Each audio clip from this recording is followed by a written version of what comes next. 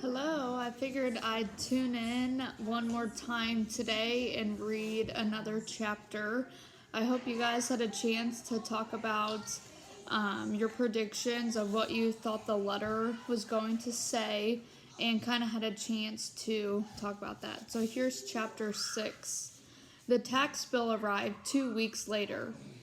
The day that Dad, Matthew, and Mark loaded the hogs into the livestock trailer and took them all away. Most were going to the slaughterhouse. The ones too young and too small to bring a decent price were going to an auction for feeder pigs. Luke watched through the vent at the front of the house as Dad drove by the battered pickup with each load. Matthew and Mark sat in the back of the pickup, making sure the trailer stayed hitched right. Even 3 stories up, Luke could see Matthew's hand-dog expression. Then, when the 3 of them came into the house for dinner, after washing the last of the hog smell off their hands in the mudroom, Dad handed Mother the tax bill without comment. She put down the wooden spoon she'd been using to stir the stew and unfolded the letter. Then she dropped it. Why, that's... She seemed to be doing the math in her head as she bent to retrieve it. That's 3 times what it usually is. There must be a mistake. Dad shook his head grimly. No mistake. I talked to Williker at the auction. The Willikers were the nearest neighbors, with a house 3 miles down the road. Luke always pictured them with monster scales and fierce claws because of the number of times he'd been cautioned, you don't want the Willikers to see you. Dad went on. Williker says they raised everyone's taxes because of them fancy houses. Makes our land worth more. Isn't that good? Luke asked eagerly. It was strange.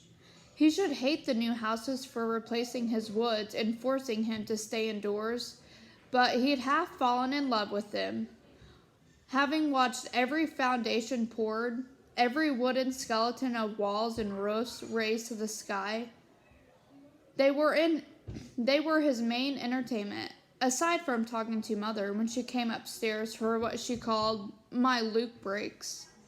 Sometimes she pretended his room needed cleaning as badly as the bread needed baking, or the garden needed weeding.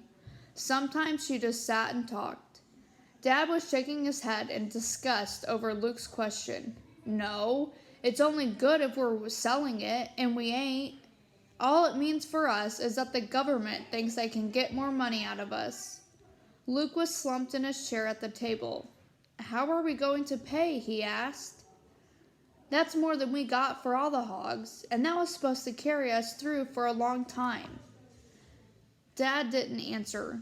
Even Mark, who normally had a smart alecky comeback for everything, was stumped. Mother had turned her back to the stew. I got my work permit today, she said softly. The factory's hiring. If I get on there, I can maybe get an advance on my paycheck. Luke's jaw dropped. You can't go to work, he said. He wanted to say, who will stay with me? Who will I talk to all day when everyone else is outside? But that seemed too selfish. Luke looked around. No one else looked surprised by Mother's news. He kept his mouth shut.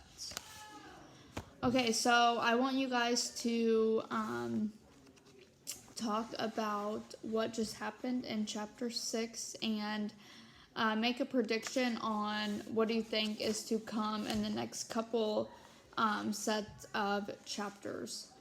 So just a quick little recap. So what's happening is their taxes went up a lot. So they have to pay a lot more money than what they typically had in the past.